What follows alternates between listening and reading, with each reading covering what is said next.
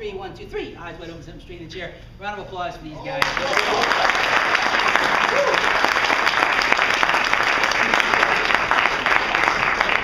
It would be correct to say that you have never been hypnotized. Is that a fair statement? That is very fair. Very fair. And I need to know, if you wouldn't mind being honest, are you hypnotized right now? Be honest. Not to my knowledge. Not to your knowledge. Wait. Loosen limp, loosen limp, loosen limp, loosen limp, loosen limp. Stop. Feel that hand fusing, sealing, locking, as if the skin of the head and the hand were fusing, sealing, locking together. When I reach number 1, you'll discover you cannot pull your hand off your head no matter how hard you try until I touch your forehead. 3, fusing. 2, locking, sealing. 1, try to pull your hand off your head. It will not come off no matter how hard you try until I touch your forehead. Eyes wide open, hands still stuck until I touch your forehead. So you are not hypnotized, right, sir? Right. Okay, would you raise your left arm for me? Perfect. Would you try to raise your right arm for me? Try as hard as you can. Tell you what, I'll give you the dance. See if you can yank it off with that one. See what happens. You're not trying hard. Try as hard as you can. The harder you try, the tighter it's going to stick. It just keeps fusing and locking tighter and tighter. So, you have a little battle going on here between his conscious and his subconscious mind. One part of him, and you can see, I mean, looks like he's going to break his fingers off, looks like he's trying to pull that hand off consciously. Meanwhile, his subconscious mind is holding on to a picture. Subconscious mind sees the hand stuck. Which part's winning out? Consciously, you can be telling yourself, I'm going to write 100 lives this year. Subconsciously, you can be telling yourself, the economy is not good enough, there just aren't that many clients out there, I'm just not a good enough. If you have that battle going on, which part 9 times out of 10 is going to win out? They write their goals down, people say they're going to do it, in the back of their mind they don't believe it, it's the picture that wins out 9 times out of 10. So easy. Are you hypnotized? No. Let's do one last thing. You feel like I had joked, probably scared some people when I said that, I've been controlling people's thinking or showing people how to control thinking for 33 years. Most people feel like they're in control of their thinking. You feel like you're in control right now, right? I do. Good. All right, I'm going to give you a little test. Here's the deal. I'm going to ask you to look at that spot again that you were looking at before, and that's just to focus his visual attention. I want you to try to stay awake. Do whatever it is you need to do. Bite your lip. Tell yourself you're not going to get hypnotized again.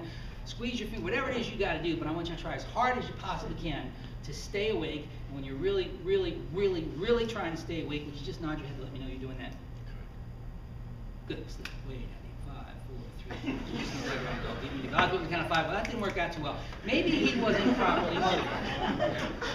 Maybe he just wasn't properly motivated. So whenever I'm working with salespeople, I always ask the fundamental question: what motivates salespeople? And what do most of them yell out? Money motivates. And I'll say, talk to your sales manager. They'll tell you that money is a poor motivator. Money motivates some people, about 2%. Most people are not purely motivated by money. They're motivated by personal satisfaction, maybe the thrill of the sale, helping their family, helping their clients. They enjoy what they're doing. There's other things than money that motivates most people. So I put it to the test. I'll give you 20 bucks if you can stay awake for 10 seconds. You do whatever it is you need to do, set yourself in any way you want, take as long as you need to do so, but I need a good clear head nod to know that you want that 10-second clock to start. Sleep. Wait, 5, 4, 3, 2, and sleep. Loosen up all the way down. 5, 4, 3, 2, and one more. Relax all the way down. 5, 4, 3. What a fighter! I'll give him money. I can't see his eyes. Oh, good for you. This is a 10 seconds or something. You know how that goes? Eyes open. Whoa! Eyes open. Count of 5. There's a percentage that I think I owe you 20 bucks. Double or nothing? Sure. Yeah. Nod your head when you're ready. Okay. Shake one. Look over here for a second. Shake. Take a deep breath.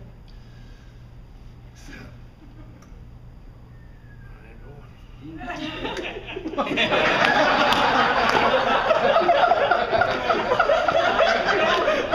got this guy's a fighter. I got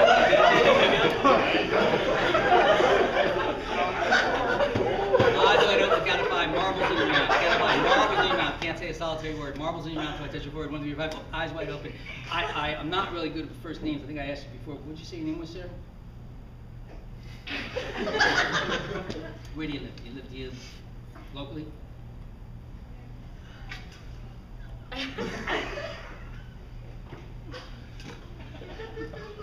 He's wonderful. I love this guy.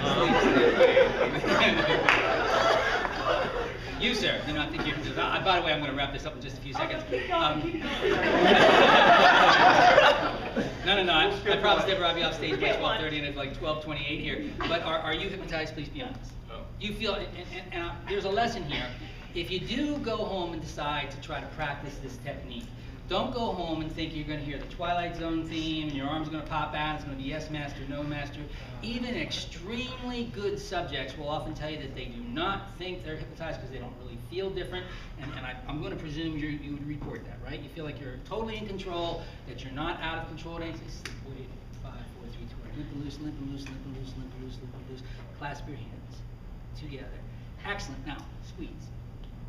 Tight, tight, tight, tight, tight. As I count back from 3 to 1, I want you to use your imagination. I want you to feel those hands fusing, sealing, locking together. By the time I reach number 1, I want you to imagine those hands are fused together as if they were carved from a single block of wood. Locked and fused as if they were carved from a single block of wood. 3, fusing and sealing. 2, getting tighter and tighter, locking and fusing and sealing together. 1, try to pull them apart now. The harder you try, the tighter they fuse. Locked until I touch your forehead. Eyes open, locked until I touch your forehead. Look at them, think about it, try to get them apart. The harder you try, the tighter you stick. I'll give you an advantage.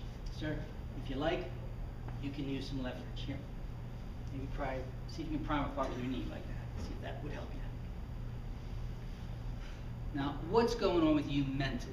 Are you really trying? No. You're not really trying. The tips of those fingers are white. Please do not tell me that you are not trying. I'm not. You're not, right? You know? Even very, very good hypnotic subjects will often tell you, I don't think I'm hypnotized, I'm not sure this is working, I don't think it can work, and yet obviously you see that they're responding beautifully. Now, instead of him visualizing that his hands were carved from a single block of wood, what do you suppose would happen to his performance if he went home and visualized himself going to that conference? So if he spent a few moments every day visualizing himself being an effective closer or going out there and dealing with high income, high net worth people, do you think the way he presented himself in business would change? That's all that's happening here. Pretty bizarre, huh? And you still don't think it's working, do you? Well, here, see if you can pull your hands apart. Try now. Sleep. All the way down. 5, 4, 3. Keep it all the way down. 5, 4, 3, 2. Only the person whose shoulder I'm touching. At the count of 5, your name is Mary. M-A-R-Y. At the count of 5, your name is Mary. 1, 2, 3, 4, 5. Wide awake. Your name is Mary. Hey. Again, I apologize. I'm pretty bad with names. What did you say your name was? Mary. Your mother named you? Mary. Are you sure? Are you positive about it? Are you a betting person? Well, I have a bet you might be interested in. I'll bet you $100 that your name is not Mary. So here's the way it goes. If your name is Mary, I would owe you $100. If your name is not Mary, you'd owe me $100. Would you bet $100 your name is Mary? What? What's your name? Mary. Would you bet $100 on it? Yes. Okay, would you shake on that bet? Before you shake, you're wearing a name tag, right? Is that a name tag? Yep. Take a look at that name tag, tell me what it says. What's it say? Matthew Ferrer. What's your name? Mary. Are you positive? You got a wallet? No. You have any driver's license or identification with you? I do. Check your identification. Tell me what that identification says. What's identification say? This says Matthew. What's your name? Mary. Want to bet $100 on it? What? I'll bet you $100 that your name is not Mary. Would you bet $100 that your name is Mary? My name is Mary. You bet $100 on it? Yeah. Before you shake. You know anybody in this room really well? Yeah? Pick someone you know really well. Honestly, tell this guy what his name is. Your name is Matthew Ferrer. Do you believe him? What's your name? Mary.